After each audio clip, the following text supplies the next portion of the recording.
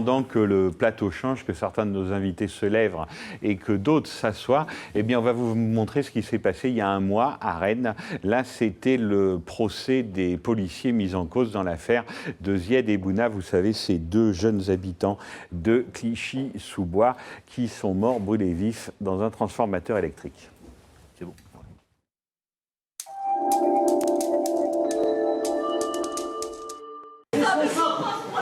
Vous êtes responsables.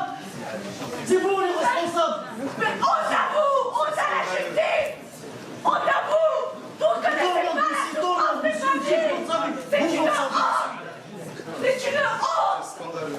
10 ans d'impunité policière, 10 ans de meurtre commis par des policiers au-dessus des lois, de ma chère loi. Comment chaque fois, si elle est Bouna, on n'oublie pas. Si elle Bouna, on n'oublie pas. On pardonne pas.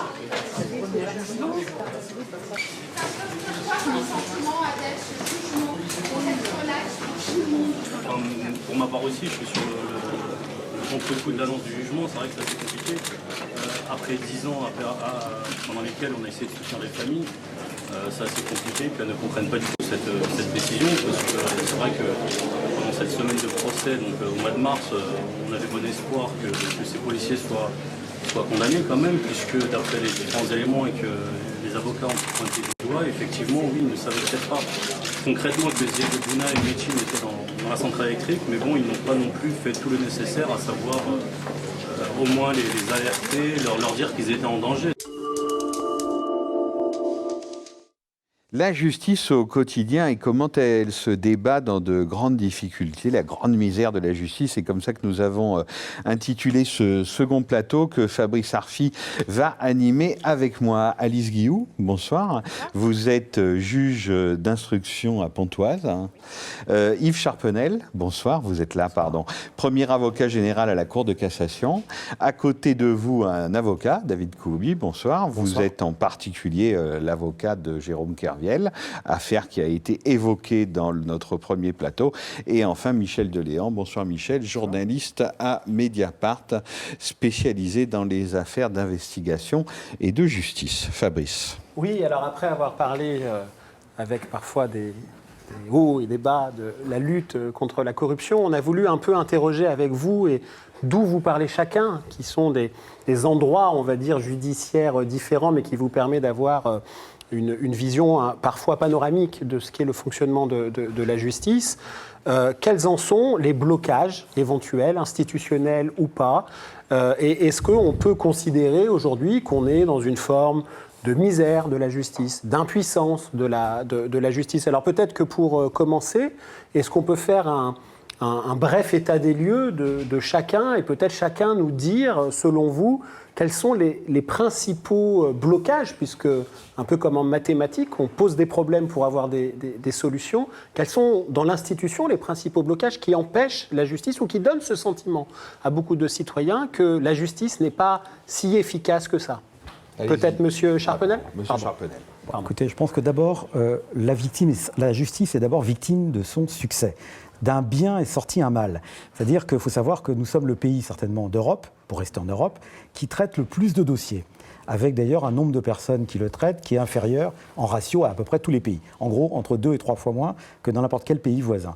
Donc on nous confie des missions, qu'on soit juge débutant ou magistrat à la Cour de cassation à la fin de la carrière, on a toujours plus de dossiers qu'on est capable d'en traiter à fond, comme on peut penser que la justice doit travailler. Et donc ce décalage permanent, mais vraiment permanent, j'ai été juge d'instance, d'instruction, substitut, procureur général, etc. Le décalage, il est constant, et ça fait des années que c'est comme ça, est perçu par les acteurs judiciaires comme une frustration que d'ailleurs le public va ressentir, puisqu'on voit bien qu'on aimerait faire mieux. Globalement, la justice travaille beaucoup. Elle devrait travailler sans doute mieux, mais plus je ne vois pas pourquoi et comment elle ferait. Et donc la question est de savoir, sur les millions de procédures, je ne veux pas vous assommer de chiffres, mais aujourd'hui, depuis de manière constante, on traite en gros 3 millions d'affaires civiles, 5 millions d'affaires pénales par an. C'est complètement déraisonnable. Et on a en gros 8000 magistrats et un ratio de 2 collaborateurs par magistrat. On doit travailler dans tous les dossiers comme s'il était unique. Chaque dossier est une question pour la personne qui l'a amené ou qui s'est retrouvée devant la justice. Et donc c'est ce décalage sur lequel je voudrais insister. Moi je ne parlerai pas de misère, je parlerai de dysfonctionnement structurel qui est lié au fait qu'on court derrière une justice idéale, qui sans doute n'existe pas, mais qui pourrait quand même être plus proche, et qu'on est tout le temps confronté avec des progrès, parce qu'au fond, aujourd'hui, on a doublé le budget de la justice en 50 ans, vous imaginez. Le problème, c'est que les missions ont triplé. Et donc, ce décalage entre ce qu'on doit faire et comment on peut le faire, on est félicité en Europe que sur un seul point, en matière de justice. Vous lisez les travaux du Conseil de l'Europe, je le recommande à tous, le CEPEJ, c'est un comité d'experts, ils comparent tout le monde de manière objective. Ils disent, il y a un point où la France n'est pas dernière, parce qu'elle est très mal placée partout, c'est en matière de formation des acteurs.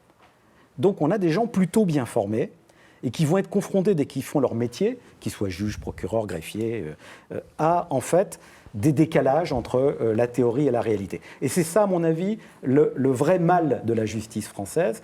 Alors après, on travaille, en fait, on vend par appartement et on choisit les dossiers dans lesquels on va mobiliser les moyens qu'on a. Juste avant de continuer le tour de table et pour rester sur un constat très factuel, vous avez dit on a doublé en 50 ans le budget, mais passer de 1 à 2, c'est pas pareil que de passer de 8 à 16 ou de 100 à 200. Est-ce que vous pouvez juste nous dire quel est le budget de la justice et comment il se situe dans le paysage international? Oui, sans problème. On a 8 milliards d'euros annuels pour la justice, c'est le budget. C'est un chiffre qui paraît important, qui ne veut rien dire en tant que tel. Il faut le comparer. Chaque Français, tous les ans, paye pour la justice, c'est la part du budget, 61 euros. C'est les chiffres qui viennent de sortir, donc 61 euros. Un Allemand, quel qu'il soit, va payer 3 fois plus. Et un Suisse, 4 fois plus. Donc en réalité, pour arriver à un niveau de qualité, je ne dis pas que les Allemands et les Suisses font mieux que nous, mais vous voyez qu'il y a un décalage qui fait qu'on n'a pas beaucoup en investissant peu, pour dire les choses simplement, quelle que soit la qualité qui est objective pour la majorité des gens qui travaillent dans la justice. Ils ont envie de faire ce métier, quel qu'il soit, mais objectivement, avec des bouts de ficelle, avec des pourcentages infimes. C'est vrai que passer de 1 à 2, c'est toujours difficile, mais ça ne fait pas décoller. C'est le fameux gap économique. On ne l'a pas encore vu. Alice Guillot. Oui, alors en ce qui me concerne à l'instruction, ce qui, à mon sens, bloque le bon fonctionnement, c'est le manque de moyens, tout simplement, d'effectifs, surtout de moyens humains, à la fois au niveau des magistrats, des greffiers, mais également des policiers, des gendarmes à qui on donne des commissions rogatoires, également des experts qui sont aussi débordés. Et tout le monde ayant une surcharge de travail, je pense que la question, c'est qu'il n'y a pas assez d'effectifs pour traiter... Vous pensez que c'est d'abord ce manque de moyens qui crée, le mot n'a pas été prononcé, mais c'est un peu ce que j'ai compris, ce sentiment d'asphyxie permanent que les citoyens, d'ailleurs, de leur côté, considèrent aussi la justice comme ça, c'est-à-dire l'asphyxie, les délais, la lenteur, enfin c'est de ce dont on parle tout le temps. Oui, je pense, enfin en tout cas en ce qui concerne l'instruction, nous on traite des dossiers pour la majorité qui méritent vraiment d'être traités. On n'est pas asphyxié par trop de demandes de justice, des affaires qui ne mériteraient peut-être pas de passer devant un juge. À l'instruction, les affaires méritent vraiment de passer devant un juge. Vous avez combien de dossiers, vous, à votre cabinet pour 132. Vous avez 132 dossiers. Vous instruisez 132 dossiers. C'est ça. À la fois. Et vos journées ne font que 24 heures. À la fois. Vos journées ne font que 24 heures, oui, vous aussi. Oui, tout à fait. Mais bon, je pense qu'il y a aussi des collègues qui sont encore plus chargés que moi, peut-être dans d'autres juridictions. Mais c'est vrai que ça semble beaucoup. En même temps, ça ne parle peut-être pas aux auditeurs, mais c'est-à-dire que il suffit de regarder le nombre de jours qu'on travaille par an, on peut difficilement accorder plus de 2 jours par dossier par an. Donc, plus de 2 jours par dossier par an, de fait, pas mathématiquement. Plus, moins. Ouais. Ouais.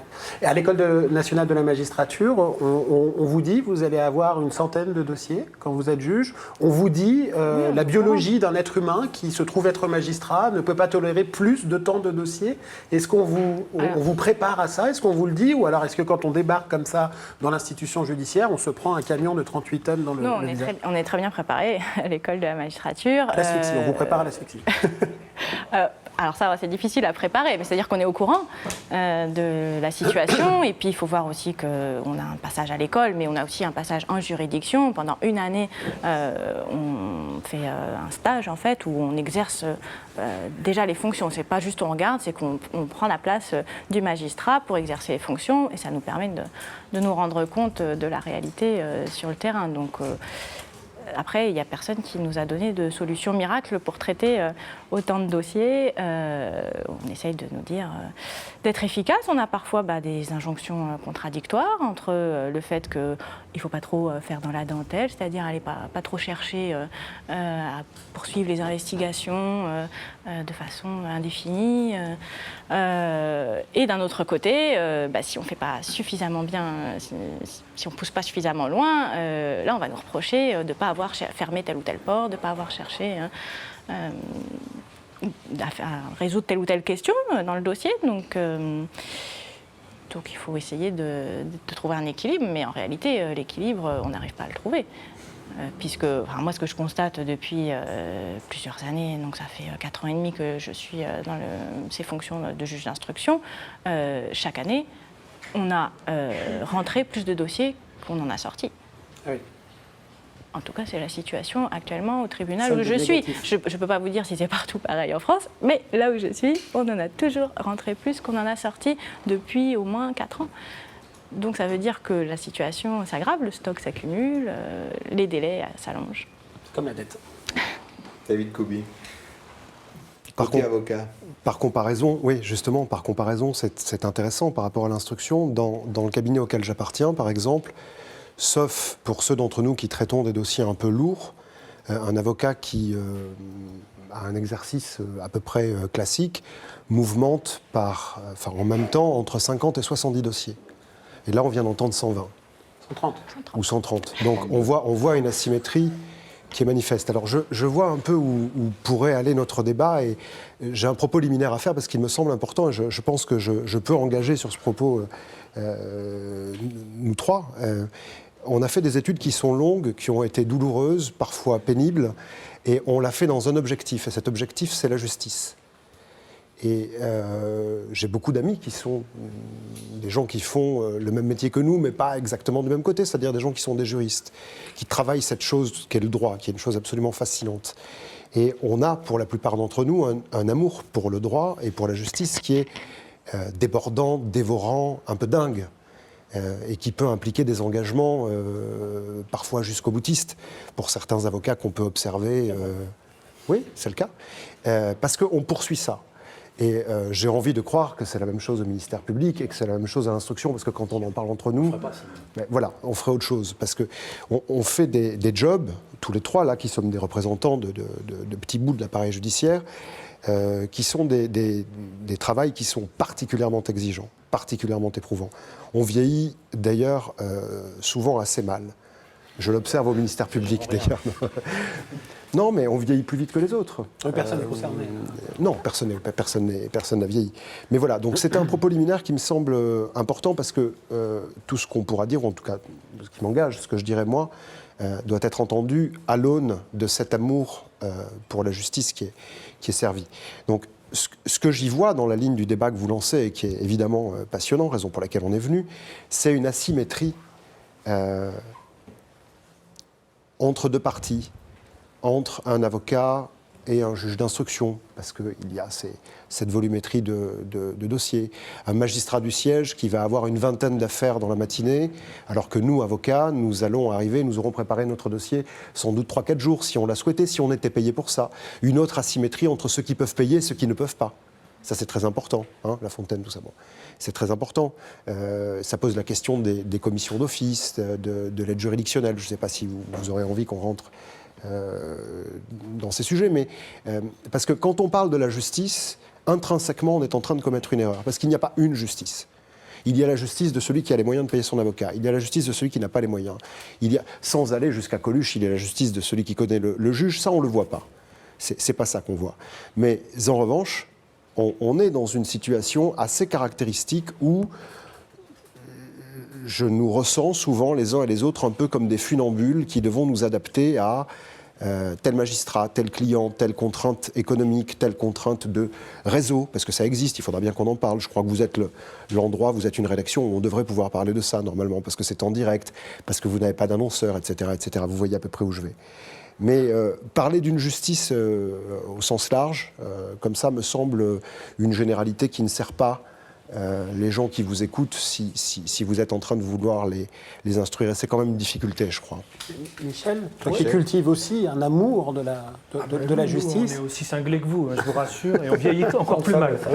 Donc ça, on en est tous la preuve. Quel est le point d'observateur qui est le tien, la vision du blocage? Juste en introduction, pour compléter ce qui a été dit, les 8 milliards d'euros de budget qui peuvent, peut-être pour des gens qui nous regardent, paraître être une somme énorme, c'est moins de 2% du budget de l'État, donc c'est finalement très peu. Et ces 8 milliards d'euros par an sont aspirés presque pour moitié par l'administration pénitentiaire.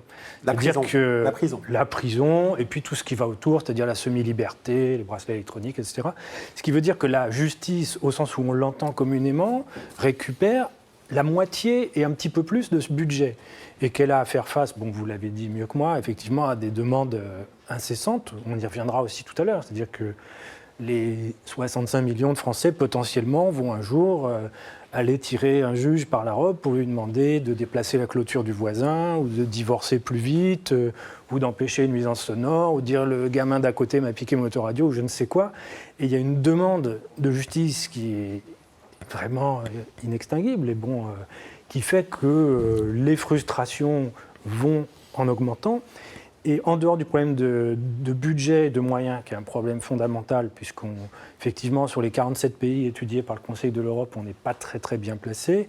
On est combien à peu près ? Selon le critère qu'on retient, on est parfois 35e, parfois 30e. Voilà. C'est rarement la glorieux. France. Oui, la grande. Mais il faut dire aussi qu'il y a d'autres blocages institutionnels sur lesquels on reviendra peut-être. Les changements des règles de procédure. Tous les ans, la procédure pénale se complexifie, les juges d'instruction ont un petit peu plus encore de choses à démêler, la chambre de l'instruction leur annule des pièces, c'est compliqué. La Cour de cassation aussi, après, examine ce qu'a fait la chambre de l'instruction, tout ça est très complexe. Et, on y reviendra peut-être aussi, le code pénal lui-même est sans cesse remanié, puisqu'à chaque fait divers ou à chaque élection, on a un vaillant député ou un grand ministre qui a envie de laisser son nom sur une loi ou un amendement. Et ça se traduit aussi par des règles du jeu qui changent sans cesse et par un système qui, au bout du compte, est quand même proche de la thrombose. Et est-ce que ce que décrit Michel, je reviens vers vous, Yves Charpenel, n'est pas un phénomène où on a l'impression que la justice est un peu prise entre deux mâchoires, celle d'une complexité, d'une complexification, si vous me permettez l'expression, quasi permanente et en temps direct du code pénal, du code de procédure pénale, quasiment de tranches napolitaines ou de lasagne qui s'ajoutent et ça devient très indigeste, et à la fois un rapport du politique, de droite ou de gauche, ça n'est pas le débat vis-à-vis de la chose judiciaire, qui est une sorte considérée d'outil politique, c'est-à-dire un fait divers, une loi, un événement, une loi. Et à côté de cela, il y a des fonctionnaires, il y a des professions libérales, il y a des observateurs qui voient une institution qui, si elle n'est pas misérable, si elle est parfois bloquée, elle est en tout cas parfois contrainte et empêchée. Oui, alors, sans faire de provocation, si ça tourne quand même globalement, c'est parce que précisément, on se garde bien d'évaluer les différentes réformes nombreuses qui ont lieu. Vous parliez du code pénal. Bon. Le code pénal, c'est quand même la Bible de ce qu'on n'a pas le droit de faire dans un pays où on est libre si ce n'est pas interdit. Il y a un peu plus de 15 000 comportements répertoriés. Tout ça pour aboutir chaque année à 700 000 condamnations. Mais ce qui est réconfortant et à la fois troublant, c'est que les juges, eux, sont des pragmatiques, ils sont bien obligés. Il faut qu'ils les traitent, ces dossiers. Et donc, ils utilisent en gros 200 incriminations pour faire leur condamnation. Sur les 15 000 ? Sur les 15 000. Ça interpelle personne, c'est ça qui est très étonnant. Et on voit bien que toutes ces lois nouvelles ont leur justification. Il y a 3 ans, il y a une loi extraordinaire qui a été votée à l'unanimité. Donc il faut se méfier de ça quand même. C'est une loi qui s'appelle la loi contre le happy slapping. Une mode. Happy slapping ? Oui, des gamins qui ont une tablette dans la rue et il y en a un qui donne une paire de claques à un passant pendant que l'autre filme et diffuse sur les réseaux sociaux. Ça voit bien, c'est pas plaisant, surtout quand on prend la paire de claques. Et donc, un député, emporté par l'enthousiasme général, a fait voter cette loi. Bon. À peine la loi était appliquée, les décrets d'application, parce que c'était important, pris, que la mode avait disparu.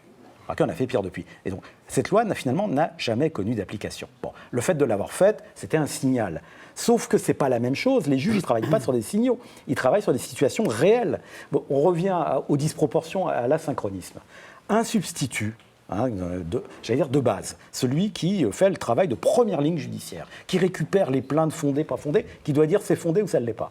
Il en traite, lui, en moyenne statistique, tous les ans, il y a 220 jours ouvrables en principe, 3750. Ses collègues européens, ils en traitent 600. Donc, on est très fort, on est bien d'accord, on est extrêmement compétent. Comment voulez-vous être capable de maintenir un niveau de qualité là-dessus? Et donc, le politique, lui, il exige à juste titre qu'on applique ces lois. Bon, il ne s'y intéresse pas toujours très longtemps quand même, mais il les demande. Il n'a pas le temps de demander comment c'est appliqué. Il vaut mieux pas d'ailleurs, parce qu'il serait déçu. Mais pendant ce temps-là, nous, on est tous républicains. On applique les lois. On essaye de le faire. Et on va aller dans cet entonnoir, c'est qu'on applique ce qu'on connaît, c'est-à-dire les fondamentaux. Et donc, on va perdre en richesse de ça. Mais les deux mâchoires, elles sont bien là. Et puis, il y a un manque de compréhension de part et d'autre. Il y a le soupçon du politique, me semble-t-il, que le juge ne veuille pas appliquer les lois ou qu'il les applique d'une manière étrange. Et puis, il y a la frustration, le découragement, la colère du juge ou du substitut qui dit « mais quand même, vous nous en rajoutez encore ». Et donc on n'appliquera pas. On n'appliquera que si on est obligé. Et ça, c'est pas sain comme phénomène. Alors, c'est pas que français. Simplement, nous, on l'a poussé à un degré, les chiffres le disent, on est imbattable en matière de paradoxe, de décalage entre les objectifs et la réalité. Alice Guillou, vous êtes confrontée à un code pénal et à un code de procédure pénale trop complexe, trop fourni, 15 000 délits, enfin 15 000 comportements délictueux poursuivables.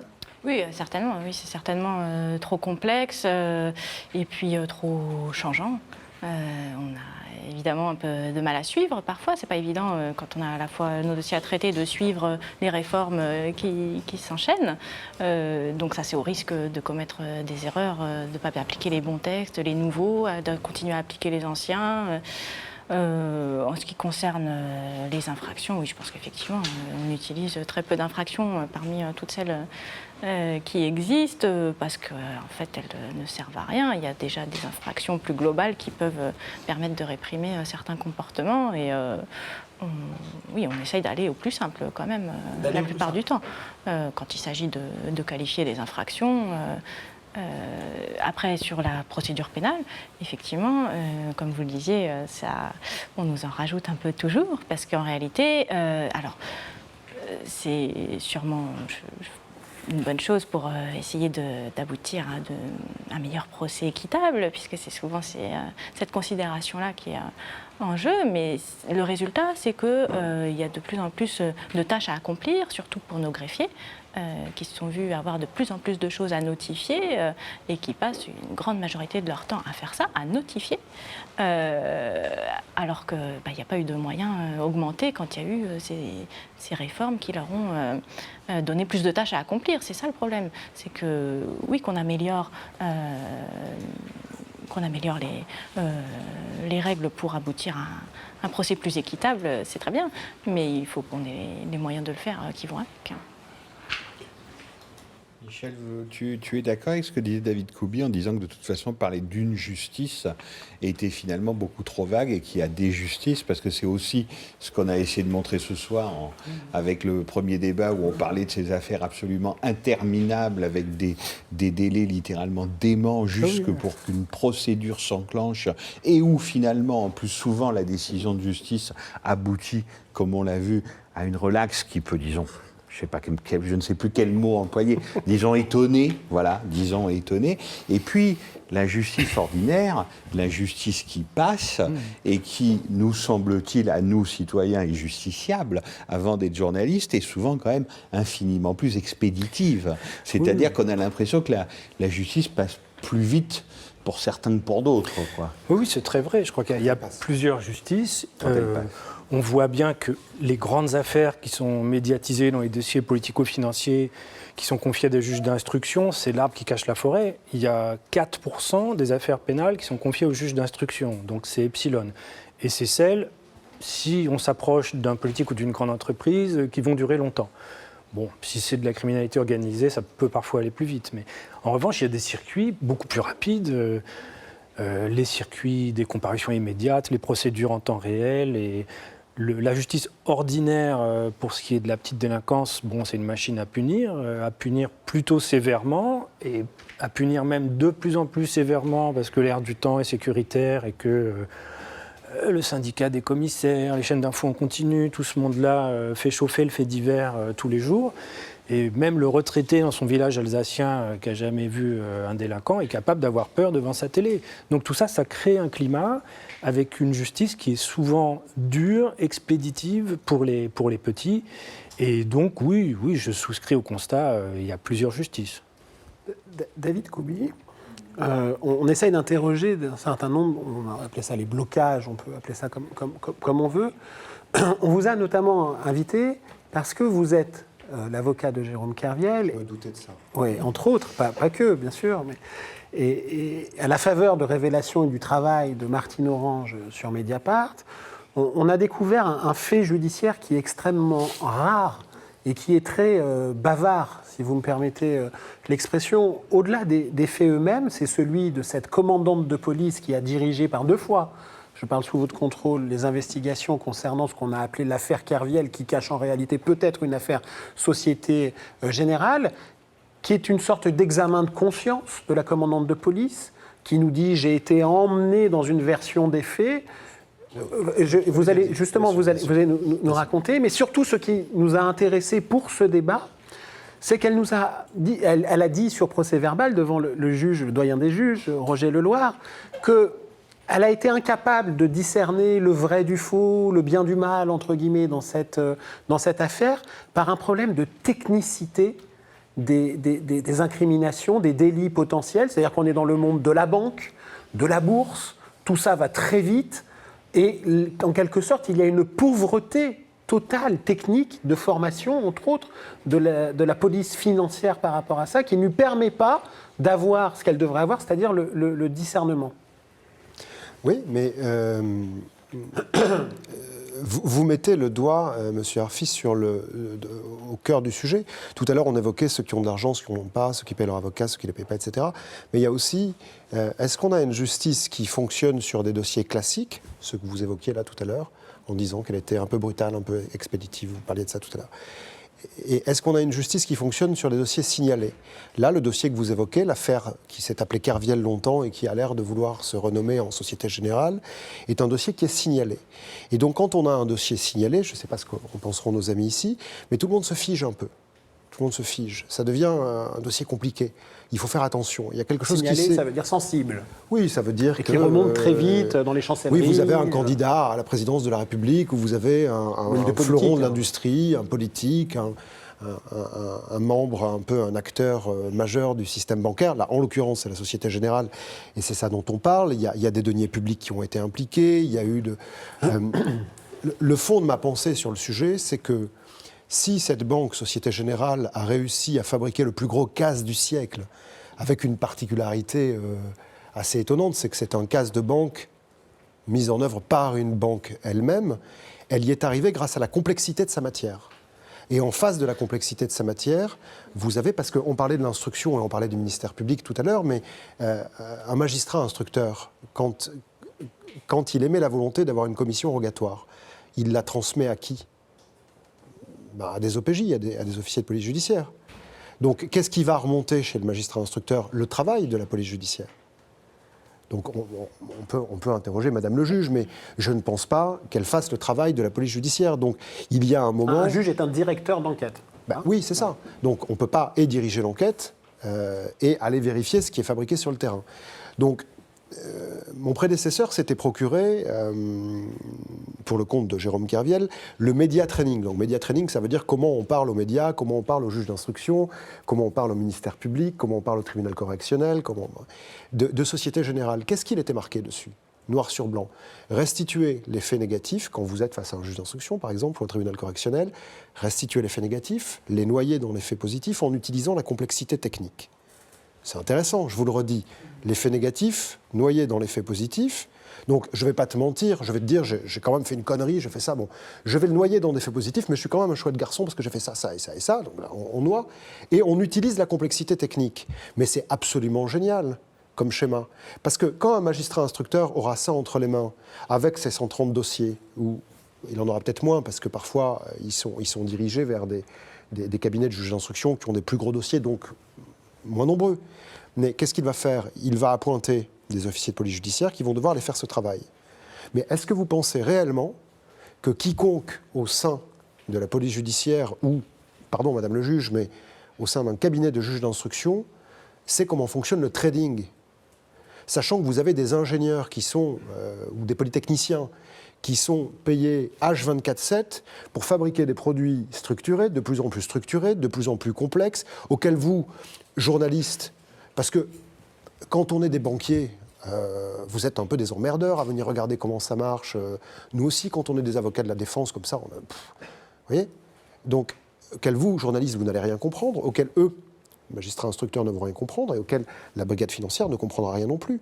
Il serait intéressant de savoir combien la brigade financière avait de dossiers au moment de l'affaire dite Kerviel. Il serait intéressant de savoir qu'est-ce qu'elle a pris pour argent comptant, cette brigade financière. Il serait intéressant de savoir ce qu'elle a remonté à son magistrat instructeur, en l'occurrence Renaud Van Runbeck, dont il est dit partout qu'il doit être respecté car il est incorruptible. Je veux bien l'entendre, mais il y a un moment où, vu le désastre judiciaire qu'est ce dossier, soit on est corrompu, il faut l'exclure a priori d'emblée. Je le dis sans ironie, je le dis avec des mots simples, s'agissant de M. Renaud Van Runbeck, mais il faut, dans ce cas de figure-là, être en capacité de dire « je me suis planté ». Et comment je le sais? Parce que ma cheville ouvrière vient de le dire. Qui est la commandante de... Mais oui, c'est-à-dire que quand elle vous dit « je suis convaincu de la culpabilité de Jérôme Kerviel à l'allumage du dossier, parce qu'on lui livre le grand truand de la finance, et qu'elle dit ensuite « je suis convaincu de son innocence, chemin faisant, enquête avançant, recevant de nouveaux témoins, me rendant compte que la banque a payé tout le monde 7 années de salaire fixe », des gens qui viennent témoigner contre Jérôme Kerviel. Alors nous, tout ça, ça nous rend un peu turbulents, ça nous rend un peu nerveux, parce qu'au bout d'un moment, quand tu racontes la même chose, là, on a une validation qui est extérieure, à laquelle on ne s'attend pas, qui arrive et qui émane de ce qui était la personne qu'on redoutait quand même beaucoup. Vous le savez bien, les avocats de la défense, le travail d'un OPJ, quand il est bien fait, il avait l'air de l'être, il était très à charge. Il a été pris pour argent comptant par le magistrat instructeur et s'en est suivi un statut qui était indécollable des crampons de Jérôme Kerviel. C'est-à-dire tu es le coupable au premier jour et c'est 7 années de combat pour arriver à inverser cette tendance-là. Et je crois que ça, c'est modélisé par le système bancaire, par le système financier, par un certain nombre de politiques. Ils savent qu'il y a cette complexité-là pour changer de statut, qu'il est compliqué pour vous de comprendre, pour nous d'y arriver. On est dans une anomalie. L'avocat de Jérôme Kerviel en ma personne est une anomalie, mon cabinet est une anomalie, Jérôme Kerviel lui-même est une anomalie. Le fait qu'il tienne tout ce temps-là. Vous parliez de Martine Orange dans la rédaction qui nous accueille ici. Martine Orange, c'est une anomalie. On le sait, vous et moi, que c'est une anomalie. Tu pourras répondre à la Oui, mais donc s'il n'y a pas ces gens qui ne lâchent pas, eh bien ces dossiers ne sortent pas. Et j'en suis désolé, mais ce qu'on constate, c'est que par manque de moyens, Eva Joly le dit aussi, Georges Fenech le dit également, dans le cadre de l'affaire Kerviel, dite Kerviel, par manque de moyens, ces dossiers ne sortent pas. Il y a juste un point sur lequel je voudrais répondre. Vous parliez de l'espèce d'infotainment, de boulimie, des chaînes info, etc. Et en disant tout ça crée un climat. Ça crée un climat. Mais quand on est dans des dossiers qui sont plantés, quand nous, on est mandaté pour les déplanter, j'essaie de parler clairement, on se sert de ça. On se sert de ces chaînes info-là et de ce système journalistique qui fait que si tu ne parviens pas à mettre de la lumière au milieu des murs épais des palais de justice, on a l'impression qu'il y a certains sujets qui continuent à être traités un peu entre amis. Quand on est avocat et qu'on a prêté le serment que prêtent les avocats, ça peut agacer de manière assez aiguë. Donc le procès de cette espèce info qui tourne en continu, etc., je le connais, il m'agace quand je suis de l'autre côté, il faut se dire les choses comme elles sont un peu de temps en temps, mais en même temps, je crois qu'il faut reconnaître à cette forme de médias, de voix de presse, la capacité de mettre un coup de jus, un coup de pression quand il y a un dysfonctionnement tel que celui que Ce que nous vous dites, dénonçons. c'est que face à la justice, le spectacle, avec des guillemets, peut aussi parfois servir des causes qu'on estime bonnes. Non. Ce que je veux vous dire, c'est que quand on n'a pas les moyens de la Société Générale et qu'on ne peut pas payer de la réclame positive, le moyen d'être entendu, c'est d'être au cœur de l'information. Pas ceci de... Voilà, c'est faire du... Non, je n'ai pas dit faire du spectacle, ça c'est vous qui l'avez dit. C'est pour ça que j'ai Moi, j'ai dit il y a une info. C'est pour ça que j'ai mis des guillemets. Oui, mais même. Ce qui est dit là, si on sort d'un cas particulier, on ne va pas demander à des magistrats de commenter des cas particuliers, a fortiori s'ils ne les traitent pas, mais est-ce que, Yves Charpenel, vous êtes aujourd'hui dans l'institution suprême, en quelque sorte, hein, la Cour de cassation, la plus haute juridiction française, comme on dit. Vous avez, comme vous l'avez dit tout à l'heure, parcouru beaucoup d'échelons dans l'institution judiciaire. Est-ce que ce que vous dites, ce que dit Maître Couby, résonne un peu à vos oreilles en termes d'absence de formation, de pauvreté technique d'un certain nombre de services, parfois de services enquêteurs, parfois sur des questions extrêmement techniques comme la justice financière, mais pas que. 15 000 comportements délictueux, vous nous dites dans le code pénal, on ne peut pas, quand on est un service enquêteur, maîtriser 15 000 comportements délictueux. Est-ce que vous partagez ce sentiment-là qu'en quelque sorte, on crée une forme d'impossibilité, une forme d'impuissance à pouvoir traiter certains problèmes? Moi, je ne dirais pas ça, à vrai dire. Mon sentiment est un peu différent. Je pense que la complexité sur laquelle on est d'accord, il n'y a pas de limite, hein, c'est tout à fait extraordinaire, en fait, a un effet pervers, me semble-t-il, qui n'est pas contradictoire avec ce que vous dites, mais qui est un peu différent. C'est qu'à force de faire dans la technique, vous devenez une sorte de mécanicien d'horloger de la procédure, bien obligé, et vous commencez à vous rendre compte, et c'est pas mal quand vous vous rendez compte, que vous décalez par rapport à ce qui nous passionne, c'est-à-dire la dimension humaine, les enjeux géopolitiques, etc. d'un dossier, mais vous êtes totalement tétanisé très vite si vous ne faites pas attention. Vous êtes seul d'abord, hein, parce que même les policiers, ils travaillent en toute petite équipe, ils ne sont pas nombreux. Hein, ils sont plutôt bien formés, ceux qui travaillent, mais ils ne sont pas nombreux. Les magistrats ne sont pas nombreux, on l'a déjà dit, on ne va pas le répéter, et donc on est tétanisé par l'aspect mécanique, pour éviter la sortie de route. Donc c'est ça qui devient assez obsessionnel. La Cour de cassation, Cour suprême judiciaire, c'est grandiose, on a des très jolis robes, ça c'est à voir. Le problème, 30 000 dossiers par an. À la Cour de cassation. À la Cour de cassation. On est le seul au monde à avoir autant de dossiers suprêmes. Ça veut dire que c'est plus suprême quand il y en a autant. Et donc on a le même mécanisme que dans un tribunal de grande instance, c'est qu'on fait des tris. Quand on a eu votre affaire, et elle reviendra, il ne faut pas se décourager, c'est sûr qu'on y consacre peut-être un peu plus d'attention que pour l'affaire de base. Moi, je travaille actuellement sur des dossiers de copropriété. C'est violent, je peux vous dire, c'est très très violent. Bon. Mais il est évident que ce n'est pas les mêmes enjeux, et pourtant c'est des enjeux. Mais quand vous en avez 30 000, vous ne les traitez pas comme si vous étiez en fait un artisan haut de gamme qui va être le grand juge Saint-Louis sous son chêne, et qui va, en toute sagesse, trancher après avoir médité. Donc là, on est dans le vertige obligé de la technicité, et on n'est pas là pour être des technocrates du droit. C'est ça le décalage, moi, qui me paraît le plus ennuyeux. Ça vaut pour les avocats, hein, parce que... C'est-à-dire que vous nous dites que la loi, le droit, ça n'est pas que de la technique. Bien sûr que non. Bien sûr que non. Et c'est ça qui fait l'intérêt de nos métiers et la frustration qu'on peut ressentir. Alors, moi, je préfère quelqu'un de frustré que quelqu'un d'indifférent. Parce que quand vous commencez d'oublier, souvenez-vous d'une affaire dont on a à peine parlé, d'un juge à qui on reprochait de manquer d'empathie. Bon. Moi, j'ai eu l'inverse. Dans une affaire de tueur en série, j'ai eu une série comme ça d'affaires que j'ai eu à connaître, j'ai eu une victime. Je recevais les victimes comme procureur. Elle me dit, savez-vous quand ça a été le pire? La maman d'une petite fille kidnappée, violée et tuée. Qu'est-ce que vous répondez à ça? Rien. Et elle me dit, c'est quand j'ai rencontré le juge d'instruction. Je lui ai dit, mince, qu'est-ce qui s'est passé? Elle m'a dit, au bout de 3 minutes, le juge s'est mis à pleurer. Ah oui.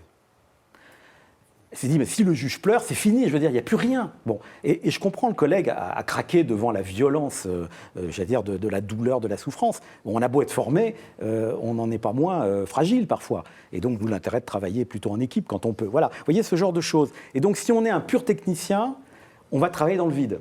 Et on va dans le mur avec une certaine énergie, je dois dire. Mais en même temps, la technicité dont vous parlez, peut-être pour conclure, Fabrice, parce que le temps passe, là, on a le énième, dites-moi combien c'est un procès ou trop. Ouais. Alors, moi, je ne suis pas du tout un spécialiste de ça. Je lis les comptes rendus judiciaires de certains de mes confrères qui sont plutôt respectés pour savoir à peu près ce qu'ils racontent. Et c'est vrai qu'on n'en revient pas. Enfin, il y a une illisibilité de la justice. Pourquoi, tout simplement? Là, vraiment, la question est simple. pourquoi et comment ce procès peut-il avoir lieu? Enfin, est-ce qu'on peut expliquer ça? Oui, techniquement, on le peut. Je ne rentrerai pas là-dedans. Parce qu'on Oui, on a dit parce qu'on que ça, parlerait pas même des- moi, j'ai fini par le comprendre. Mais techniquement, il y a effectivement. toujours une réponse. Mais vous voyez bien ma question. Ouais, bien sûr. Non, mais ça ne suffit pas. La Je veux dire, question, c'est l'opportunité du procès. je si crois. vous n'êtes pas un bon technicien, vous êtes un mauvais juge, un mauvais procureur, un mauvais avocat. Si vous n'êtes que technicien, vous êtes également mauvais. C'est cruel et c'est dur. Donc, alors c'est vrai que c'est gratifiant quand on y arrive, parce qu'on y arrive quand même, globalement. Quand on n'y arrive pas, ça fait mal, parce que les conséquences ne sont pas que techniques. Et si je peux poursuivre un tout petit peu la question de Frédéric, qui interroge, puisque on parle encore une fois des blocages de l'institution, est-ce que c'est pas un blocage de l'institution, son incapacité parfois à faire son examen de conscience, à sanctionner s'il le faut? Je prends l'exemple de l'affaire Outreau. Il y a une personnalité, un personnage qui est le juge d'instruction, Fabrice Burgot, qui incarne à lui seul quasiment la faillite judiciaire dans ce dossier. Pourtant, sans mettre en doute et qui est déjà une erreur, minimiser ce qui a été son comportement d'un point de vue judiciaire, son enquête a été validée par beaucoup d'autres magistrats. Vous le dites, une soixantaine, la Chambre de l'instruction, à la Cour d'appel. On n'a pas l'impression, de l'extérieur, je ne suis pas un spécialiste de l'affaire Outreau, mais on n'a pas l'impression que c'est le dérapage d'une personne, que c'est en fait, le drame, c'est un fonctionnement quasi normal, entre guillemets, de la justice. Et pourtant, une commission d'enquête parlementaire, bipartisane, droite, gauche, des propositions. Quel enseignement concret avons-nous tiré de l'affaire d'Outreau? Quasiment aucun dans la réforme judiciaire, si peu. Et aujourd'hui, encore une fois, c'est le spectacle du juge Burgot qu'on vient voir, ce juge qui, à lui tout seul, incarne la faillite judiciaire. Est-ce que ça n'est pas un problème culturel? J'interroge également la juge d'instruction, cette incapacité à se regarder dans le miroir et de se réformer. Qu'il y ait des problèmes, c'est une chose, de ne pas les régler, c'est plus grave. Et on conclura là-dessus. Et pardon.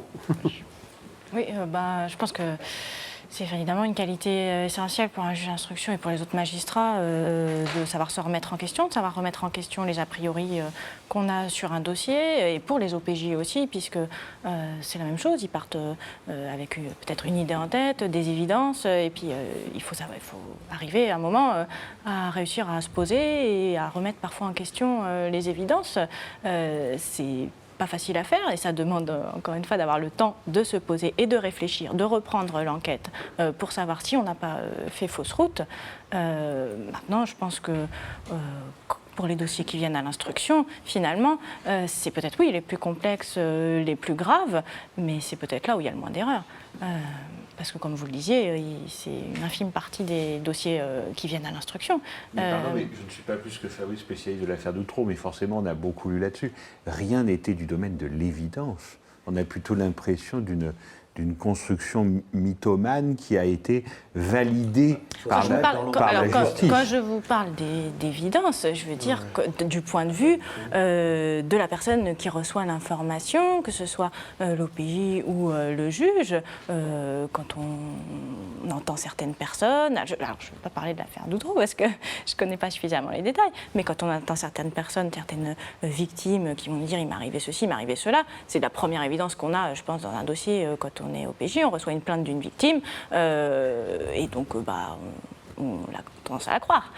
Après, on va chercher est-ce qu'elle ment ou pas, mais voilà, c'est ça, les évidences qui se construisent petit à petit au cours des dossiers, entre ce que vont dire certains, certaines preuves qu'on va trouver, et voilà. Donc, ce que je voulais dire, c'est que à l'instruction, je pense qu'on prend quand même le temps, justement, de revenir et de se reposer la question. Surtout, à la fin du dossier, on refait le point sur toute l'enquête qui a été faite. Alors que pour des dossiers qui passent en comparution immédiate, par exemple, personne ne prend vraiment le temps de se poser, de réfléchir. Alors, ça semble des dossiers simples, mais il y a quand même souvent des personnes qui clament leur innocence. Est-ce qu'on ne fait pas parfois plus d'erreurs dans ces dossiers-là? Moi, j'ai appris à l'école que les journalistes avaient comme cœur de métier de vérifier leurs sources. Le cœur de métier de magistrat, quand on n'est pas au pénal, mais c'est vrai au civil aussi, mais au pénal particulièrement, c'est de vérifier ce que les gens vous mentent tout le temps, globalement. Et parfois, pire, ils vous mentent de bonne foi. Ils ont le droit de le faire. Et ils ont le droit de le faire. Donc, on n'a pas de jugement moral à porter là-dessus. On doit vérifier. Quand on est mis en examen, on le fait en amont quand on est au parquet, on le fait plus en aval quand on est juge d'instruction. Donc il est évident qu'on peut se tromper et que ça ne doit jamais être l'affaire. La théorie du bouc émissaire, vous l'avez dit, c'est une honte. Je veux dire, je ne rentre pas sur la faute ou la faute de tel ou tel. On voit bien que c'est un problème de méthode globale. Quand le système produit ça, et je ne veux pas caricaturer, mais on a quand même de temps en temps des outreaux qui arrivent. Hein, bon. La grandeur du système, c'est d'être capable d'en tirer des conséquences. Parfois, on le fait plus ou moins bien. Hein. Moi, j'aime bien en tout cas, inciter à pratiquer, soyons modestes, la célèbre phrase de Confucius qui disait qu'il vaut mieux allumer une lampe que maudire l'obscurité. Encore faut-il avoir le temps de le faire. David Koubi, une conclusion. En un mot, s'agissant d'Outreau, qui n'est pas un dossier dans lequel apparemment nous avons travaillé, en tout cas dans lequel je n'ai pas travaillé, le juge Burgos, c'est un personnage qui est central, parce que comme vous le disiez, qu'est-ce qu'il en reste? Il en reste les bévues du juge Burgos. Mais ça n'a pas marché comme ça. Il y avait beaucoup de gens qui l'environnaient. Donc le juge Burgos, on a adoré collectivement, si on peut prendre une seconde pour s'en souvenir, le lyncher médiatiquement, le stigmatiser, parce que ça n'était que lui. Et pendant ce temps-là, il n'y avait aucun examen de conscience de la justice telle qu'elle était. Et dans le dossier qui, moi, m'occupe et qui a fait, puisque vous l'avez rappelé que j'ai la chance d'être parmi vous, j'entends ce que disait Madame le juge d'instruction, j'aurais adoré que vous soyez en charge en 2008, mais quand vous dites on instruit en charge à décharge, on a tendance à croire, etc. Enfin, moi, je représente quand même un citoyen français qui s'appelle Jérôme Kerviel, qui a été condamné à 4,9 milliards d'euros de dommages à intérêts sans le début de la moindre expertise judiciaire. Je représente ce même homme qui a été condamné à 5 ans dans 3 fermes. Pour les juristes que vous êtes, vous voyez à quoi ça correspond, 5 ans dans 3 fermes. Pour avoir abattu de sang-froid, ah ben non, c'est pas ça. Pour avoir prétendument perdu cet argent dont la perte n'est évoquée que par la banque et la banque seule. Donc la théorie du bon livre ouvert à la bonne page que vous dispensez parfaitement bien et dont je suis certain que vous l'appliquez quotidiennement, je veux redire à l'instant, parce qu'en fait je suis venu pour ça, donc je le fais, que dans ces dossiers signalés, eh bien ça ne marche pas, ça ne fonctionne pas. Et ça commence à devenir agaçant pour les gens qui nous regardent, parce que désormais ils le comprennent.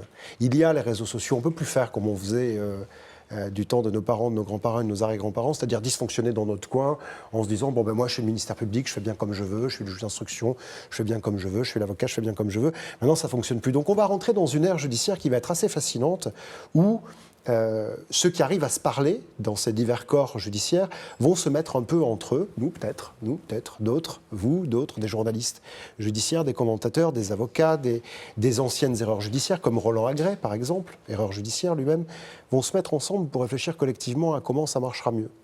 Là, je crois que ça sera intéressant. Michel, un tout dernier mot. Ouais, un petit mot rapide, juste pour rappeler, parce que le temps passe vite, les gens ne s'en souviennent pas, que l'affaire d'Outreau avait été aussi récupérée politiquement et que le juge avait été présenté comme ça au pilori, alors que des dizaines de magistrats avaient suivi le dossier, parce que derrière, il y avait un projet de Sarkozy de supprimer le juge d'instruction. Ça a raté, mais c'était quand même le projet de l'époque.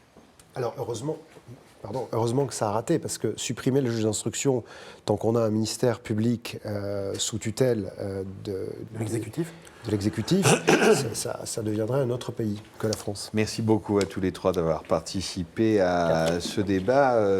Maître Koubi, vous nous disiez qu'il y avait plusieurs justices. Eh bien justement, on va s'intéresser dans le dernier plateau, Fabrice, à la justice la plus quotidienne. Et sur le fonctionnement de nos institutions, parfois dans ce pays, il y a des cinéastes qui travaillent. Donc il y en a un, et parmi les plus grands, il s'appelle Raymond Depardon, ça fait 30 ans qu'il regarde le fonctionnement de la justice. D'ailleurs, que la justice, la police ou l'institution psychiatrique le laissent aussi regarder leur fonctionnement. Ça aussi, ça dit quelque chose de l'état d'un pays et de l'état d'une démocratie, parfois. Donc un extrait du film de Raymond Depardon qui s'intitule « 10e